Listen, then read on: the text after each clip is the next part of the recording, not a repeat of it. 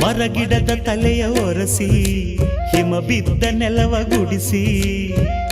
ಆಹಾ ಹೊಲಗದ್ದೆ ಇನ್ನೂ ಎಂತ ನಿದ್ದೆ ಎಂದ ದಿನರಾಯನು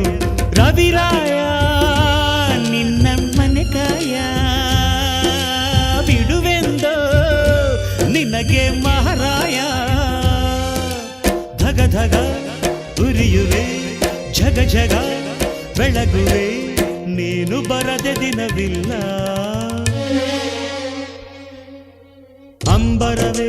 ಅಂಬರವೇರಿ ಸೂರ್ಯನು ಬಂದಾನು ಥಳ ಥಳ ಥಳ ಜಗ ಥಳ ಥಳ